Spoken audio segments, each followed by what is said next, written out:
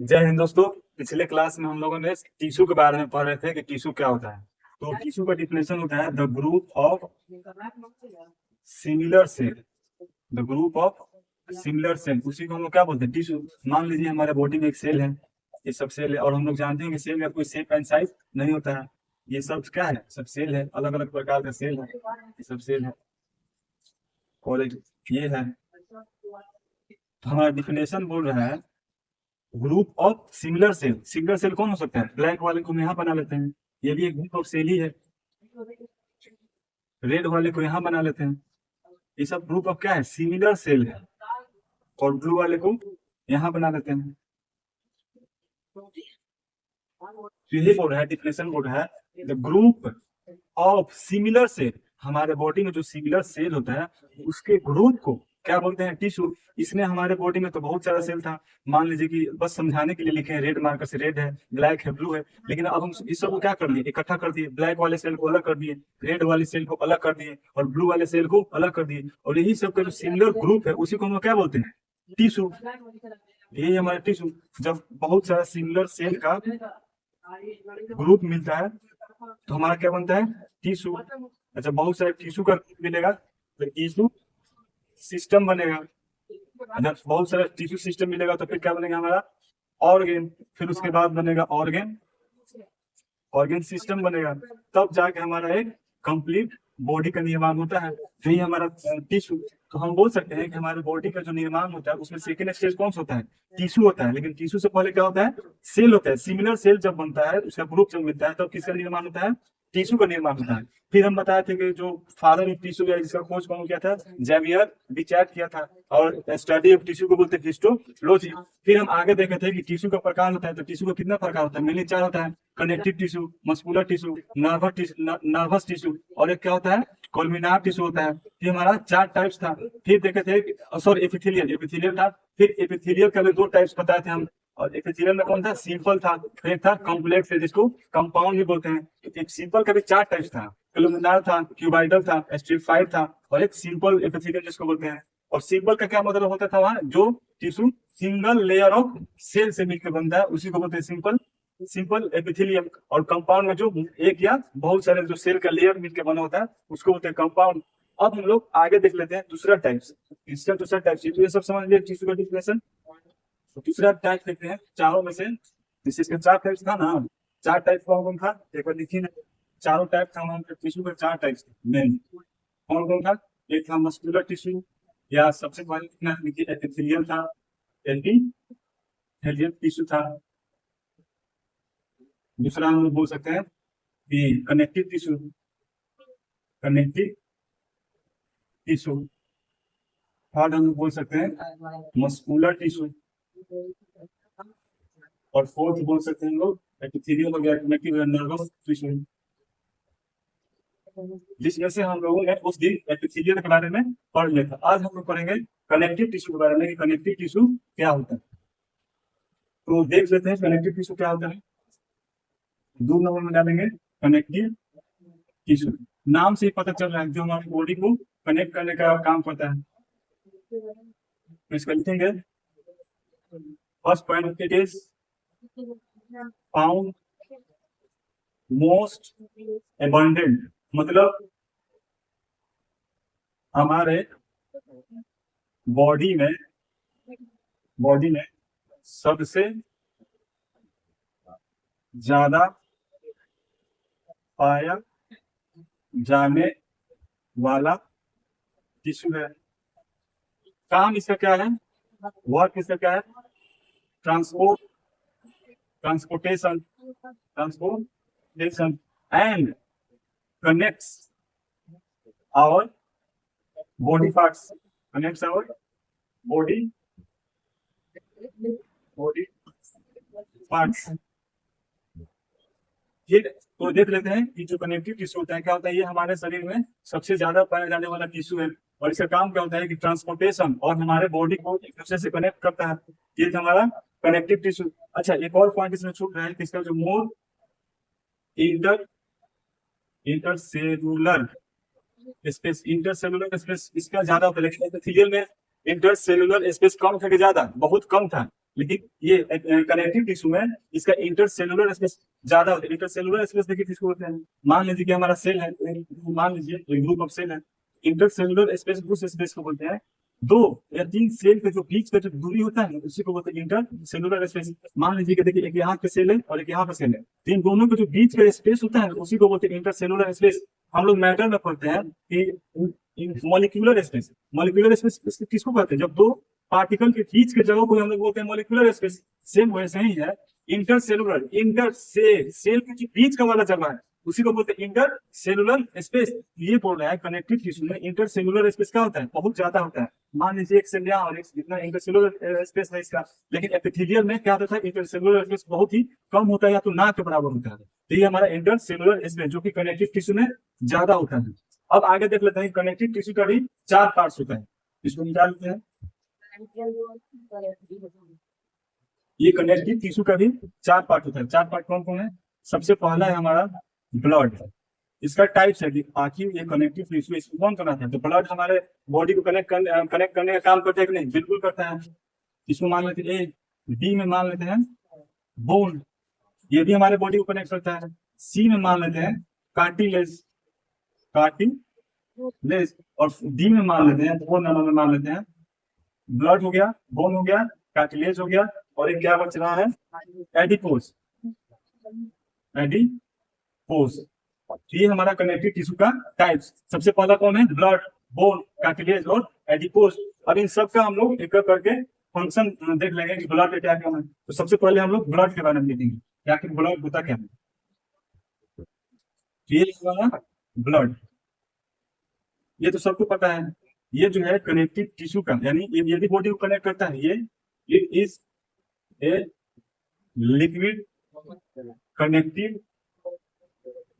Connective tissue, मतलब ये तो कनेक्टिव टिश्यू है लेकिन कैसा है, लिक्विड फॉर्म में। ब्लड फिर बोल रहा है it is red due to a pigment, एक पिगमेंट होता है हेमोग्लोबिन, हेमोग्लोबिन, इसके कारण ये रेड होता है। हेमोग्लोबिन में क्या होता है, आयरन होता है। फिर हम लिखेंगे इट प्रोवाइड्स, कौन, ब्लड के बारे में हम लोग पढ़ रहे हैं जो कि कनेक्टिव टिश्यू का एक टाइप्स है। It provides immuno system, immuno system, immuno system कौन प्रोवाइड करता है, हमारे ब्लड में कंपोनेंट होता है ना, कौन होता है हमारे ब्लड में, आरबीसी होता है, डब्ल्यूबीसी होता है, प्लाज्मा होता है। और इम्यूनो सिस्टम हमारे ब्लड में कौन प्रोवाइड करता है, डब्ल्यूबीसी, व्हाइट ब्लड सेल्स, जिसको हम लोग बोलते हैं डब्ल्यूबीसी को बोलते हैं सोल्जर ऑफ द बॉडी। माल पढ़ते हैं तो कौन करने में मदद करता है, ये डब्ल्यूबीसी करने में मदद करते हैं। तो ये हो गया एक provides immuno system of our body. फिर देख लेते हैं ब्लड के, हाँ most important, it regulates our body temperature, ये हमारे बॉडी टेम्परेचर को रेगुलेट करता है। या it balance our body temperature, ये हमारे बॉडी टेम्परेचर को मेंटेन करता है। फिर most important, it helps in exchanges of gases like CO2 and O2, मतलब पूरे बॉडी में ऑक्सीजन को सप्लाई करता है। ब्लड के द्वारा ही हमारे बॉडी में ऑक्सीजन पहुंचता है, या तो ब्रेन के पास पहुंचे या आंख के कैपिलरी के पास पहुंचे, ये ब्लड ही पहुंचाता है ऑक्सीजन। फिर नीचे से जो कार्बन डाइऑक्साइड होता है उसको फिर से वापस ब्लड ही लाता है। देख रहे हैं ब्लड का कितना इंपॉर्टेंट काम है, exchange of carbon dioxide and O2। फिर यहाँ पे देखिए blood it also transport nutrients in our body along with waste material। मतलब बोल रहा है कि ये तो CO2 O2 ये सबको एक्सचेंज करने में मदद तो करता ही है, प्लस में बोल रहा है कि ऑल्सो ट्रांसपोर्ट न्यूट्रिएंट्स, यहाँ न्यूट्रिएंट्स बोल रहा है। अच्छा न्यूट्रिएंट्स और न्यूट्रिशन में क्या अंतर होता है, ये हो गया हमारा न्यूट्रिएंट्स और ये हो गया न्यूट्रिएशन। तो बहुत छोटा सा डिफरेंस है। न्यूट्रिएंट्स वो कंपोनेंट होता है जो हम अपने भोजन के रूप में लेते हैं। इंग्रेडिएंट होता है, इंग्रेडिएंट मतलब हो गया कार्बोहाइड्रेट हो गया, फैट्स हो गया, मिनरल हो गया, विटामिन हो गया, रफेज हो गया, वाटर हो गया, प्रोटीन हो गया, ये सब इंग्रेडिएंट्स है जिसको हम लोग न्यूट्रिएंट्स बोलते हैं। और जब यही पूरा प्रोसेस हम अपने अंदर इनटेक करते हैं, खाते हैं, उस पूरे प्रोसेस को हम लोग बोल देते हैं न्यूट्रिएशन। तो वही बोल रहा है जो ब्लड है ये ट्रांसपोर्ट न्यूट्रिएंट, जितना भी कार्बोहाइड्रेट भोजन जो ऑब्जर्व हुआ है उसमें जितना भी कार्बोहाइड्रेट है, फैट्स है, विटामिन है, मिनरल है, ये सब को ट्रांसपोर्ट करने में कौन मदद करता है? तो ब्लड ही करता है। और इसके साथ साथ क्या करता है, उसमें से जितना भी वेस्ट प्रोडक्ट यानी कचरा निकला है वो सबको बाहर फेंक देता है।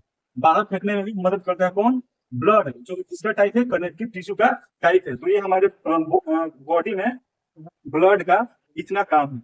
ये तो हमारा ब्लड कुछ नहीं है, कनेक्टिव टिश्यू का फर्स्ट पार्ट है, टाइप है ब्लड। ब्लड क्या है? यह एक लिक्विड कनेक्टिव टिश्यू है जो हमारे बॉडी को कनेक्ट करता है। दूसरा बोला है कि यह रेड होता है क्योंकि इसमें पिगमेंट होता है, उस पिगमेंट का नाम है हेमोग्लोबिन। और इसमें क्या होता है? आयरन। और आप लोगों ने सुना होगा कि जब आयरन की कमी होता है तो कौन सा रोग होता है? इनेमिया हो जाता है। फिर बोला है कि इट प्रोवाइड्स इम्यूनो सिस्टम, ये हमारे बॉडी में इम्यूनो सिस्टम भी देता है। कौन देता है? तो WBC, ये ब्लड का कंपोनेंट है।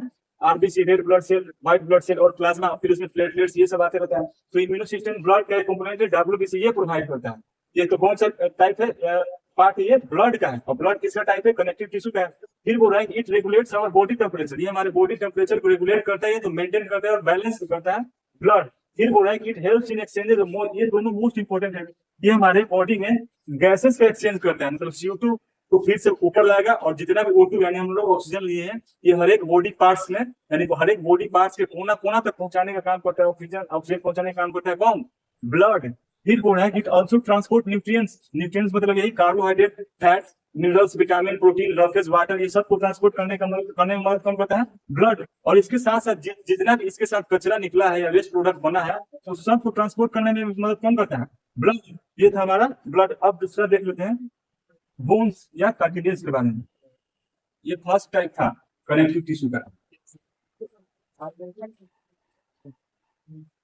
तो दूसरा देख लेते हैं, दूसरा क्या है? कार्टिलेज है। तो कार्टिलेज से देख लेते हैं, ये दूसरा कार्टिलेज।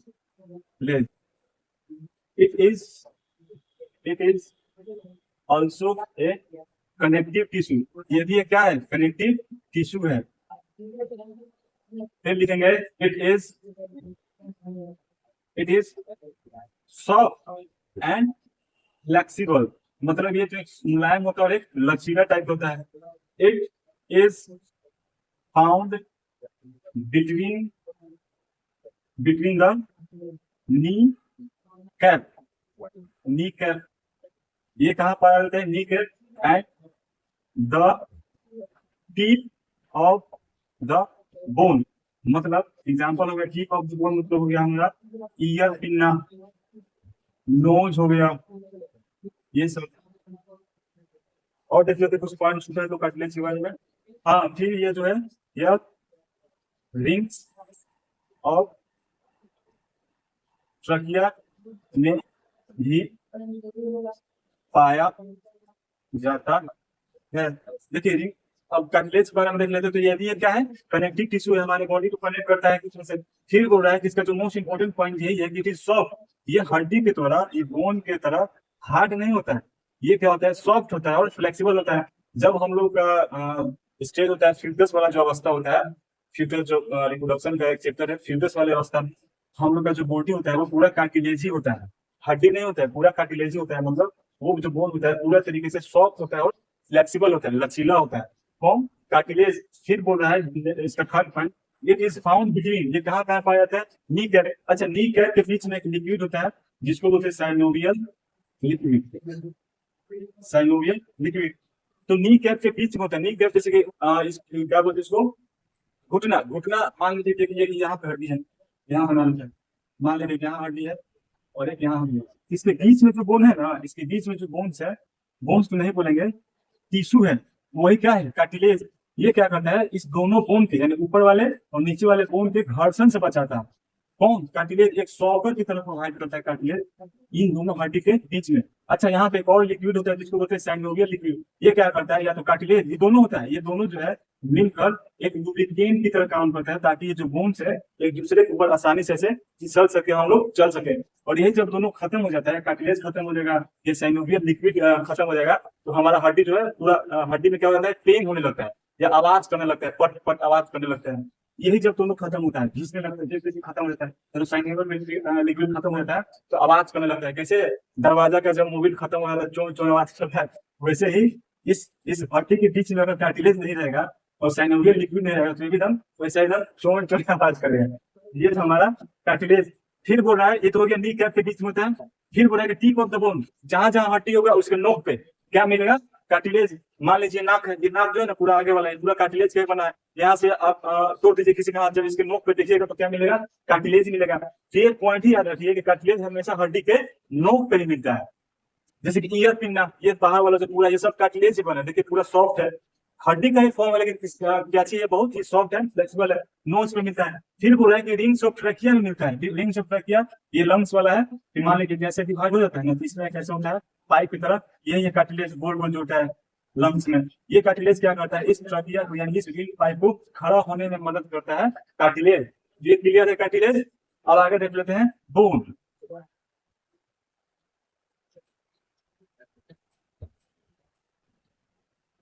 बोन देख लेते हैं, ये थर्ड हमारा कनेक्टिव टिश्यू है bone. It is a hard, ये हार्ड होता है और इट कंटेन्स सम मिनरल्स, इसमें मिनरल्स होता है, helps in formation of blood cell. Blood cell में बनाने में मदद करता है। ब्लड सेल कहाँ बनता है, बोन मैरो में बनता है ब्लड सेल। फिर बोल रहा है it helps in formation of our skeletal system. Skeletal system में बनाने में मदद करता है। फिर इसका थर्ड पॉइंट हम लिखेंगे कि it is found with calcium carbonate and calcium phosphate. Calcium carbonate and calcium phosphate. फिर एक यहाँ देखेंगे कि एक पॉइंट और है, ओस्टिब्लास्ट। ओस्टिब्लास्ट या ओस्टियोसाइट। ओस्टियोसाइट जो है बोन का निर्माण करता है। और कुछ पॉइंट देख लेते हैं, कुछ छोटा है, ब्लड फॉर्मेशन हो गया, calcium rich in calcium salt. चलिए पहले देख लेते हैं, तो आप देख लेते हैं थर्ड वाला बोन। बोन के बारे में देख लेते हैं कि यह कैसा होता है, हार्ड होता है। कार्टिलेज कैसा था, कार्टिलेज सॉफ्ट था, लेकिन ये कैसा होता है, बहुत ही हार्ड होता है। फिर बोला कि कंटेन्स सम मिनरल्स, इसमें कुछ मिनरल होता है, साल्ट ये सब होता है इस बोन से। फिर बोला कि helps in formation of blood cell. ये जो बोन है ब्लड सेल में, ब्लड सेल यानी ब्लड बनाने में मदद करता है हमारा बोन। ये ब्लड कहाँ बनता है, बोन मैरो में बनता है। बोन मैरो कहाँ होता है, जब देखिएगा तो हड्डी के बीच में खुला टाइप होता है। मान लीजिए कि हड्डी है, इसके बीच में खुला टाइप होता है, ऐसे जाली टाइप स्ट्रक्चर होता है, थ्रेड टाइप स्ट्रक्चर, जैसे कि स्पाइडर का जो जाल होता है उस टाइप का, जो ऐसे धागा टाइप का दिखेगा, वही हमारा बोन मैरो। और वहीं पे क्या बनता है हमारा ब्लड सेल। ये हड्डी के एकदम बीच में होता है बोन मैरो, वहीं पे क्या बनता है हमारा ब्लड बनता है, ब्लड सेल। फिर बोला it helps in formation of our skeleton system. Bone के मिलने के कारण ही हमारे पूरे स्केलेटन सिस्टम का निर्माण होता है। फिर बोल रहा है कि इट इज फॉर्म, यानी क्या चीज से बना हुआ रहता है, तो calcium carbonate and calcium phosphate. आपसे कोई पूछेगा कि जो बोन है क्या चीज का मेनली बना हुआ रहता है, तो mainly calcium carbonate and calcium phosphate का बना हुआ रहता है हमारा बोन। फिर बोल रहा है कि इस बोन का निर्माण कौन सा करता है, तो ऑस्टियोब्लास्ट या ऑस्टियोसाइट जो है इस बोन का निर्माण करता है। और एक लास्ट है एडिपोज। तो एडिपोज को देख लेते हैं, जो फैट स्टोरेज ये सब का काम करता है। ये कनेक्टिव टिश्यू का लास्ट पार्ट है एडिपोज।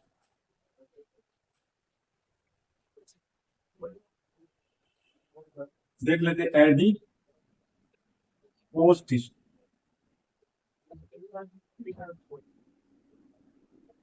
Adipose tissue,